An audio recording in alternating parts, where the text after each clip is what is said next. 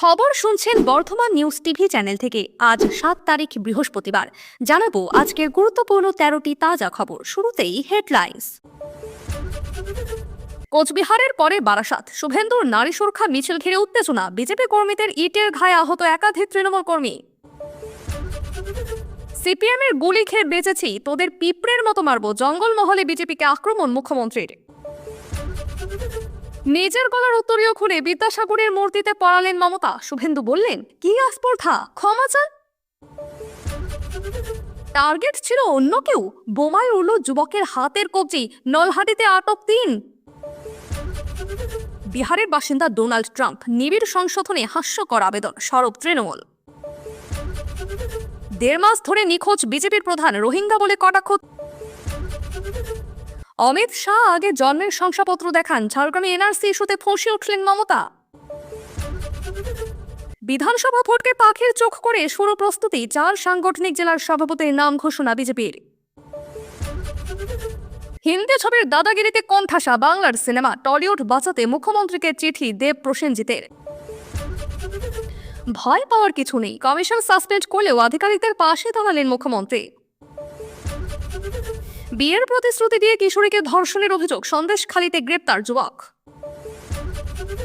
শুভেন্দুর ওপর হামলায় গ্রেপ্তার ৭, মন্ত্রী উদয়ন সহ ৪১ জনের বিরুদ্ধে অভিযোগ দায়ের। ভিনজাতের ছেলেকে বিয়ে মেয়ের, মানতে না পেরে নার্সিং পড়ুয়া জামাইকে খুন বাবার। আপনাদের কাছে একটি ছোট্ট অনুরোধ, সত্য তুলে ধরাই আমাদের লক্ষ্য, আর আপনাদের বিশ্বাসই আমাদের শক্তি। প্রতিদিন চেষ্টা করি সঠিক ও নিরপেক্ষ খবর পৌঁছে দিতে। যদি এই প্রচেষ্টা ভালো লাগে তাহলে একটা লাইক দিয়ে পাশে থাকার বার্তা দিন। আপনার একটা ছোট্ট ক্লিকই আমাদের আগামী দিন গড়ার উৎস। এবারে দেখুন বিস্তারিত খবর। ঝাড়গ্রামের সভামঞ্চ থেকে ফের আক্রমণাত্মক মেজাজে মুখ্যমন্ত্রী মমতা বন্দ্যোপাধ্যায়। নাম না করে কেন্দ্র ও নির্বাচন কমিশনকে এক হাত নেন তিনি। বলেন, সিপিএম এর গুলি খেয়ে বেঁচে গিয়েছি, তোদের পিঁপড়ের মতো মেরে ফেলবো।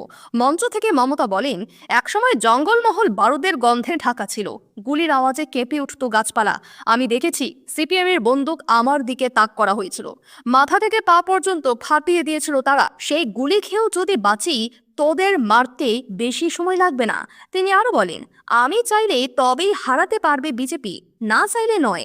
কেন্দ্রীয় মন্ত্রীদের কটাক্ষ করে বলেন, মালপোয়ারা বলছে আমাকে গ্রেফতার করা উচিত, কারণ আমি বাংলায় কথা বলেছি। বুকের পাটা থাকলে বল, কবে গুলি করবি, কবে গ্রেফতার করবি। রাজনৈতিক মহলের মতে এ বক্তব্য শুধু প্রতিক্রিয়া নয়, বরং ২০২৬-এর বিধানসভা নির্বাচনের আগে জঙ্গলমহল থেকে মমতার পাল্টা প্রতিরোধের বার্তা।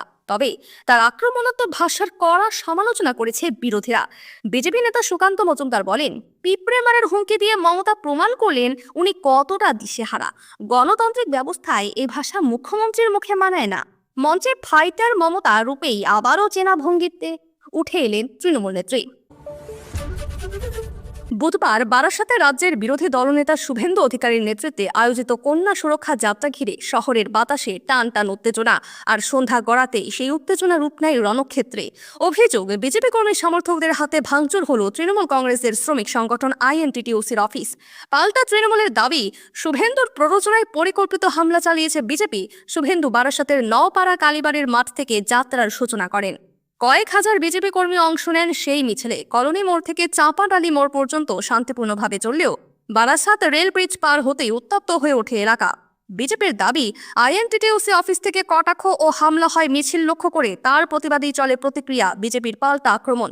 অন্যদিকে তৃণমূলের পাল্টা অভিযোগ, ইচ্ছাকৃতভাবেই মিছিল থেকে মুখ্যমন্ত্রীর ছবি ছেঁড়া হয়, ব্যানার পোস্টার ছিঁড়ে ভাঙচুর করা হয় আইএনটিটিউসি অফিসে। উত্তপ্ত পরিস্থিতি সামাল দিতে এলাকায় নামে বিশাল পুলিশ বাহিনী। এরপর টাকি রোড সংলগ্ন শতদল ময়দানে কেস হয় মিছিল। সেখানেই শুভেন্দু অধিকারী জনসভায় রাজ্য সরকারকে তুলোধনা করেন। রোহিঙ্গা ও বাংলাদেশি মুসলিম অনুপ্রবেশ নিয়ে মুখ্যমন্ত্রী মমতা বন্দ্যোপাধ্যায়ের বিরুদ্ধে সুর চড়ান তিনি। দিনভর বারাসাতের বাতাস ছিল উত্তপ্ত। দুপুর থেকেই বিজেপির ব্যানার পতাকা লাগানোকে ঘিরে শুরু হয় দলীয় দখলদারির লড়াই। সন্ধ্যায় তো গড়ায় খোলা রাস্তায় সংঘর্ষে। কন্যা সুরক্ষা যাত্রা যেন হয়ে উঠল রাজনৈতিক শক্তি প্রদর্শনের মঞ্চ। ঝাড়গ্রামে দলীয় কর্মসূচিতে গিয়ে নিজের গলার উত্তরীয় খুলে ঈশ্বরচন্দ্র বিদ্যাসাগরের মূর্তিতে পরিয়ে দিলেন মুখ্যমন্ত্রী মমতা বন্দ্যোপাধ্যায়, আর তা নিয়ে চরম ক্ষোভ প্রকাশ করলেন বিরোধী দলনেতা শুভেন্দু অধিকারী। এক্সে একটি ভিডিও শেয়ার করে শুভেন্দু লেখেন, ঈশ্বরচন্দ্র বিদ্যাসাগরকে অপমান করে সমগ্র বাঙালি জাতি ও বাংলা ভাষার অসম্মান করলেন মুখ্যমন্ত্রী, যিনি বাংলা ভাষার লিপি সংস্কার করে সহজ পাঠ্য করেছিলেন। তার মূর্তিতে নিজের গলার উত্তরীয় পরিয়ে দেওয়া চূড়ান্ত আত্মগম্ভীরতা। ভিডিওতে দেখা যায়, বাংলা ভাষার সম্মান রক্ষার্থে তৃণমূলের মিছিলে অংশ নেওয়ার পর মমতা একটি বিদ্যাসাগরের আবক্ষ মূর্তির সামনে দাঁড়িয়ে পুলিশ কর্মীকে দিয়ে নিজের গলায় থাকা হলুদ উত্তরীয়টি তার গলায় পরিয়ে দেন। শুভেন্দুর দাবি, এভাবে নিজের ব্যবহৃত উত্তরীয় কোনো মনীষীর মূর্তিতে পরানো যায় না। এ আদব কায়দার পরিপন্থী, ভারতীয় সংস্কৃতির বিরোধী। রবীন্দ্রনাথ ঠাকুরের বিদ্যাসাগর চরিত উদ্ধৃত করে শুভেন্দু বলেন, ঈশ্বরচন্দ্র ছিলেন বাংলার একক। তার মতো পৌরুষ, জ্ঞান ও মূল্যবোধের প্রতিমূর্তি দুর্লভ। সেই মানুষকে অপমান করলেন মমতা। শুভেন্দুর কটাক্ষ, আপনার যদি উত্তরীয় কেনার সামর্থ্য না থাকে তবে প্রমাণ করতেন, কিন্তু আত্মম্ভরিতা দেখাতে গিয়ে আপনি বিদ্যাসাগরের অসম্মান করেছেন, নিঃশর্ত ক্ষমা চান। ঘটনাটিকে ঘিরে রাজনৈতিক তরজা তুঙ্গে। কেউ একে নির্দোষ শ্রদ্ধা বলছেন, কেউ দেখছেন আত্মম্ভরিতা ও সংস্কৃতি বিরোধী কাজ হিসেবে। বোমার আঘাতে হাত উড়ে গেল যুবকের। আশঙ্কাজনক অবস্থায় ওই যুবককে রামপুরহাট মেডিকেল কলেজ হাসপাতালে ভর্তি করা হয়েছে। বীরভূমের নলহাটিতে এই বোমাবাজির ঘটনাটি ঘটে গতকাল রাতে। ঘটনার তদন্তে নেমে পুলিশ 3 জনকে আটক করেছে। ঘটনাটি ঘটেছে বীরভূমের নলহাটি পুরসভার 6 নম্বর ওয়ার্ডের পাথর শিল্পাঞ্চল যাওয়ার রাস্তার ধারে। যখন যুবকের নাম শিলর শেখ, বুধবার গভীর রাতে তাকে রামপুরহাট মেডিকেল কলেজ হাসপাতালে ভর্তি করা হয়েছে। যখন যুবক শিলন শেখের বাবা গোলাম মোস্তফা বলেন, রাতে খবর পাই যে ছেলে রামপুরহাট মেডিকেল কলেজ হাসপাতালে চিকিৎসাধীন রয়েছে। হাসপাতালে গিয়ে দেখে ছেলের ডান হাতের কবজি উড়ে গিয়েছে, হাতের হাড়ও বেশ কিছুটা বেরিয়ে চলে এসেছে। স্থানীয় সূত্রে জানা গিয়েছে, পুরনো বিবাদের জেরে বোমা ছুড়তে গিয়ে এই ঘটনাটি ঘটেছে। তবে কাদের লক্ষ্য করে বোমা ছোড়া হয়েছিল তা এখনো স্পষ্ট হয়নি। বিষয়টি পুলিশও মুখে কুলো পেটেছে। এই ঘটনাকে কেন্দ্র করে রাজনৈতিক চাপানোতর শুরু হয়েছে। যদিও তৃণমূলের সহ সভাপতি পিন্টু সিং বলেন, আমি বাইরে আছি, বিষয়টা আমার জানা নেই। নিশানা এবার খোদ ডোনাল্ড ট্রাম্প। বিহারের সমস্তিপুরে ভোটার তালিকায় নাম তোলার জন্য আবাসিক শংসাপত্রের আবেদন করা হয়েছে মার্কিন প্রেসিডেন্ট ট্রাম্পের নামে। 29 জুলাই জমা পড়া সেই আবেদনে ট্রাম্পের আসল ছবি ও তথ্য দেওয়া হয়েছে। বাবার নাম ফ্রেডরিক ক্রাইস্ট ট্রাম্প, মায়ের নাম মেরি আনে ম্যাকলিওড। শুধু ঠিকানার জায়গায় লেখা রয়েছে বিহারের সমস্তিপুর। স্বাভাবিকভাবেই এই আবেদন খারিজ করেছে প্রশাসন। সাইবার অপরাধের অভিযোগে থানায় মামলাও দায়ের হয়েছে। জেলা প্রশাসনের দাবি, ইচ্ছাকৃতভাবে ভোটার তালিকা সংশোধন প্রক্রিয়াকে কালিমালিপ্ত করতেই এই কাজ। তবে এই ঘটনা ঘিরে নির্বাচন কমিশনকে নিশানা করেছে বিরোধীরা। তৃণমূল সাংসদ মহুয়া মৈত্র বলেন, এসআইআর নামে যে প্রক্রিয়ায় ভোটার তালিকার সংশোধন চলছে তা যে কতটা নির্ভরযোগ্য সেটা এই আবেদনেই প্রমাণ করছে। কমিশন দাবি করছে এটা নিবিড় ও নির্ভুল প্রক্রিয়া, অথচ বিহারে কখনো কুকুর, কখনো কাক, কখনো ভগবান রাম সীতা, আর এখন খোদ ডোনাল্ড ট্রাম্পের নামেও আবেদন জমা পড়ছে। মহুয়ার কটাক্ষ, এই সার্কাস থামছেই না। একদিকে বলা হচ্ছে নাগরিকত্ব প্রমাণ না করতে পারলে নাম বাদ যাবে, অন্যদিকে ভোটার তালিকায় উঠছে মার্কিন রাষ্ট্রপতির নাম। বিরোধীদের প্রশ্ন, তাহলে কি সত্যিই কারণ নাম না থাকাটা ভুল নয়, নাকি ইচ্ছাকৃতভাবে বাদ দেওয়া হচ্ছে প্রকৃত নাগরিকদের নাম? ঘটনায় চেয়ে এনআরসি ও ভোটার তালিকা সংশোধন নিয়ে জোর বিতর্ক শুরু হয়েছে। বিশ্লেষকদের মতে, ভোটার তালিকা শুদ্ধিকরণের নামে যে অনিশ্চয়তা ও বিভ্রান্তি তৈরি হয়েছে, এই ঘটনা তারই প্রতিফলন। দীর্ঘ প্রায় 1.5 মাসেরও বেশি সময় ধরে নিরুদ্দেশ মেখলিগঞ্জের বাগডোগরা ফুলকা ডাবরি গ্রাম পঞ্চায়েতের প্রধান অনিমা রায়, যার জেরে এক প্রকার অচলাবস্থা পঞ্চায়েত কার্যালয়ের। এরই প্রতিবাদে বুধবার গ্রাম পঞ্চায়েত কার্যালয়ের ডেপুটেশন দিল তৃণমূল। আর ডেপুটেশন দিতে এসে নিখোঁজ প্রধানকে রোহিঙ্গা বলে কটাক্ষ করেন তৃণমূলের অঞ্চল সভাপতি জগবন্ধু রায়। তার কথায়, বিজেপির মুখে সবসময় শোনা যায় রোহিঙ্গা শব্দটি, কিন্তু বিজেপির প্রধান দীর্ঘদিন ধরে নিখোঁজ, তাহলে তিনিও রোহিঙ্গা নাকি? এদিন দ্রুত প্রধানের নিরুদ্দেশের কারণ জানানো সহ মোট 10 দফা দাবিতে স্মারকলিপি পেশ করেছে তৃণমূল। প্রধানের অনুপস্থিতিতে উপপ্রধানের কাছে এই স্মারকলিপি দেওয়া হয়েছে। এ প্রসঙ্গে তৃণমূল নেতা জগবন্ধু রায় বলেন, প্রধান না থাকায় মানুষ সমস্যায় পড়ছেন। পাশাপাশি গ্রামের বিভিন্ন রাস্তা বেহাল, সেই রাস্তার মেরামত সহ দপ্তরের কাজে বিভিন্ন অনিয়মের জন্য স্মারকলিপি দেওয়া হয়েছে। অন্যদিকে উপপ্রধান ধরেন্দ্রনাথ রায় বলেন, তৃণমূল যে সমস্ত বিষয় জানার জন্য স্মারকলিপি প্রদান করেছে তার সব প্রত্যুত্তর আগামী 18 তারিখ দেওয়া হবে। এনআরসি নিয়ে ফের সরব মুখ্যমন্ত্রী মমতা বন্দ্যোপাধ্যায়। ঝাড়গ্রামের সভা থেকে কেন্দ্রের বিরুদ্ধে চাঁচাছোলা ভাষায় আক্রমণ শানালেন তিনি। বললেন, বিজেপি চালাকি করছে, কিন্তু মানুষ সব বুঝে গিয়েছে। এনআরসি হচ্ছে না, হবেও না। অসম সরকারের তরফে বাংলার বাসিন্দাদের নোটিশ পাঠানোর প্রসঙ্গ তুলে সরাসরি প্রশ্ন করেন, কোন আইনে নোটিশ পাঠাচ্ছে অসম? পাশাপাশি নির্বাচন কমিশন বিজেপির অঙ্গুলি হেলনে কাজ করছে বলে অভিযোগ করেন তিনি। বুধবার ঝাড়গ্রামে ভাষা আন্দোলনের কর্মসূচিতে মিছিল করেন মমতা।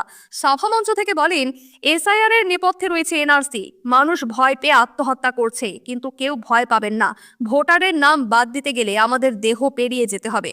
এরপরে স্বরাষ্ট্রমন্ত্রী অমিত শাহকে উদ্দেশ্য করে বলেন, উনি আগে জন্মের শংসাপত্র দেখান।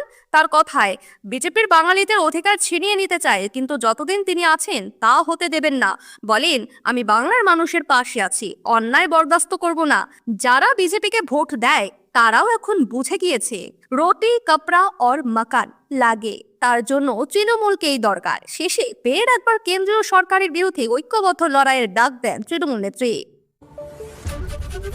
বঙ্গ বিজেপির সভাপতি হিসেবে দায়িত্ব নেওয়ার পর শ্রমিক ভট্টাচার্য স্পষ্ট করে দিলেন, নতুন রাজ্য কমিটিতে প্রাধান্য পাবেন পুরনো এবং অভিজ্ঞ নেতারা। বুধবার 4 জেলায় বিজেপির সভাপতির নাম ঘোষণা করলেন শ্রমিক, যার মধ্যে 3 জনই পুরনো মুখ। দার্জিলিংয়ের জেলা সভাপতি হিসেবে নাম ঘোষণা করা হয়েছে সঞ্জীব তাওয়ায়। তিনি আগে বিজেপির মুখপাত্র ছিলেন। 2018 সালে বিজেপিতে যোগ দিলেও তার আগে বিমল গুরুংয়ের অনুগামী ছিলেন, ফলে বিজেপির ভাবধারায় পুরনো মুখই বলা যায়। ব্যারাকপুরের সভাপতি হচ্ছেন তাপস ঘোষ, বনগাঁয় বিকাশ ঘোষ, দুজনেই আগে থেকে পদে ছিলেন। ঘাটালের জেলা সভাপতির দায়িত্বে কোনো পরিবর্তন হয়নি, আগের মতোই থাকছেন তন্ময় ঘোষ। শ্রমিক ঘনিষ্ঠ সূত্রে জানাচ্ছে, আরএসএস এর দেওয়া ফর্মুলা মেনে তৈরি হচ্ছে নতুন কমিটি, যেখানে প্রায় 60 থেকে 70% জায়গা পাবেন পুরনো এবং সংঘ ঘনিষ্ঠ নেতৃত্ব।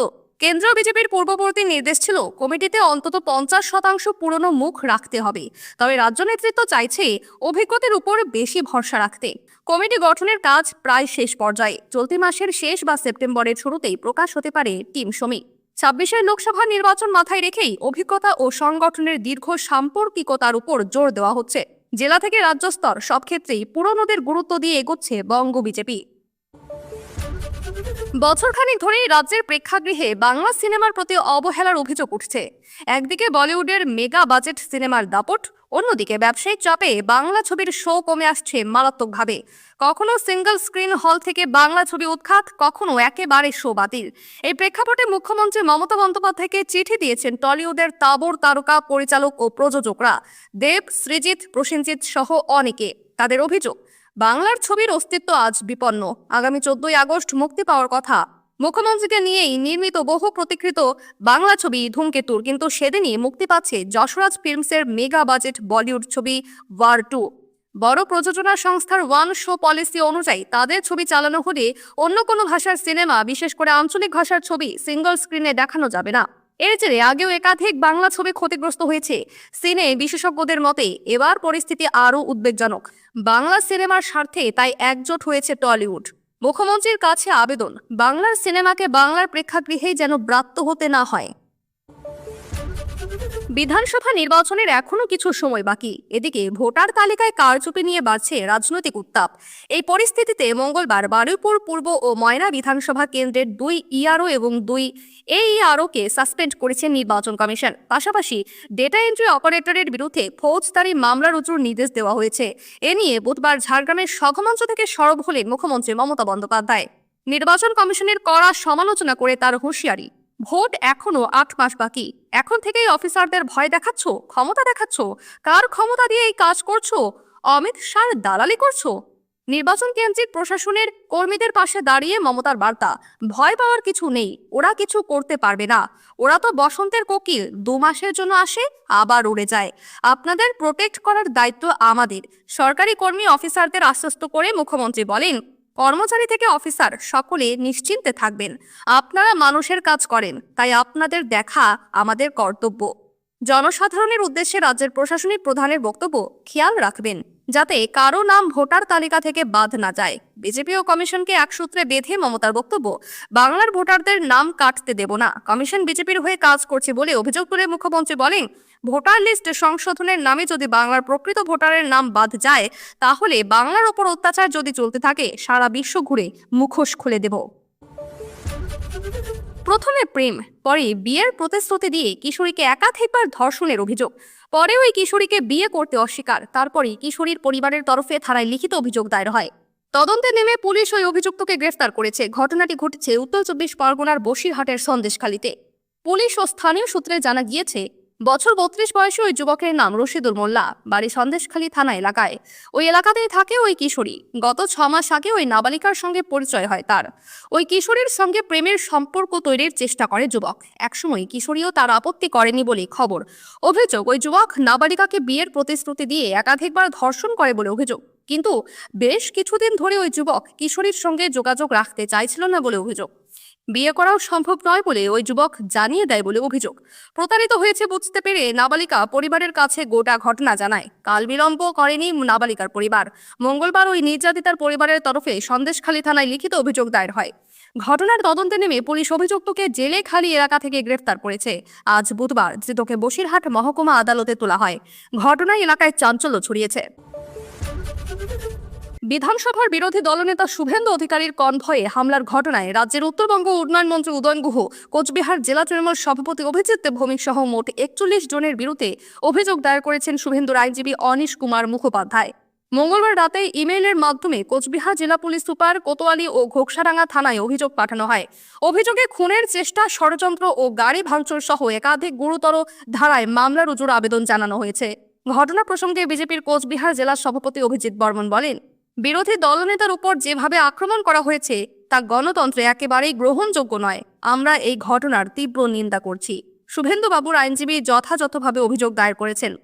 আইন আইনের পথে চলবে। তবে এই অভিযোগ পাল্টা তোপ দেখেছেন অভিযুক্ত মন্ত্রী উদয়ন গুহ। তিনি বলেন, গতকাল শুভেন্দু অধিকারী বলেছিলেন, আমি রোহিঙ্গাদের নিয়ে হামলা করেছি, কিন্তু আজ অভিযোগের তালিকায় রোহিঙ্গা তো দূরের কথা, পুলিশ সুপারের নামটাও নেই। তাহলে কি ওর রোহিঙ্গাদের সঙ্গে কোনো সেটিং আছে? কটাক্ষ করে মন্ত্রী আরো বলেন, ওর মাথায় ছিট আছে, উনি চিকিৎসার প্রয়োজন ওনার। এই হামলার ঘটনায় ইতিমধ্যে 7 জনকে গ্রেফতার করেছে পুলিশ। বুধবার ধৃতদের আদালতে পেশ করার সময় তারা জয় বাংলা স্লোগান দেয় বলে জানা গিয়েছে। রাজনৈতিক উত্তেজনা যে তুঙ্গে পৌঁছেছে তা আর বলার অপেক্ষা রাখে না। বিহারের দ্বারভাঙায় প্রেম করে বিয়ে করার অপরাধে স্ত্রী তন্নুপ্রিয়ার সামনেই গুলি করে খুন করা হলো নার্সিং পড়ুয়ার রাহুল কুমারকে। বয়স 25 বছর তার। অভিযুক্ত মেয়ের বাবাই। ঘটনায় তীব্র চাঞ্চল্য ছড়িয়েছে এলাকায়। দ্বারভাঙা মেডিকেল কলেজের বিএসসি নার্সিং এর 2য় বর্ষের ছাত্র ছিলেন রাহুল। তিনি বিয়ে করেন প্রথম বর্ষের ছাত্রী তন্নুকে, কিন্তু দুই পরিবার ভিন্ন জাতের হওয়ায় বিয়েটি পরিবার মেনে নেয়নি। তন্নু বুঝে গিয়েছিলেন বাড়ি গেলে সমস্যা হবে, তাই কলেজ হোস্টেলেই আলাদা ঘরে থাকতেন স্বামী স্ত্রী। তবে সম্পর্ক চাপা থাকেনি। খবর পেয়ে কলেজ চত্বরে পৌঁছন তন্নুর বাবা প্রেম শঙ্কর ঝা। অভিযোগ, মেয়ের সামনেই জামাই রাহুলকে পয়েন্ট ব্ল্যাঙ্ক রেঞ্জ দিয়ে গুলি করেন তিনি। রাহুল তন্নুর কোলেই লুটিয়ে পড়েন। তন্নুর দাবি, আমি নিজে চোখে দেখেছি বাবা গুলি করেছে, আমার পরিবারই এই খুনের পেছনে দায়ী। বিয়ের পর আমরা আদালতে গিয়ে প্রাণহানির আশঙ্কা প্রকাশ করেছিলাম। ঘটনার পর রাহুলের বন্ধুরা প্রেম শঙ্করকে ধরে বেধড়ক মারধর করে। গুরুতর আহত অবস্থায় তাকে হাসপাতালে ভর্তি করা হয়। খবর পেয়ে ঘটনাস্থলে পৌঁছান জেলা ম্যাজিস্ট্রেট কৌশল কুমার এবং পুলিশ সুপার জগন্নাথ রেড্ডি। বিশাল পুলিশ বাহিনী মোতায়েন করা হয়। তদন্ত শুরু করেছে পুলিশ। আপনি কোন জেলা থেকে দেখছেন জানিয়ে দিন কমেন্টে। যখন বাজারে ঘুরছে অসত্য ও গুজব, তখন বর্ধমান নিউজ টিভি চ্যানেল দিচ্ছে কেবল সত্য, স্পষ্ট এবং নির্ভরযোগ্য প্রতিবেদন। আজকের মতো এখানেই শেষ। সঙ্গে থাকার জন্য ধন্যবাদ। দেখা হবে আবার পরবর্তী বুলেটিনে।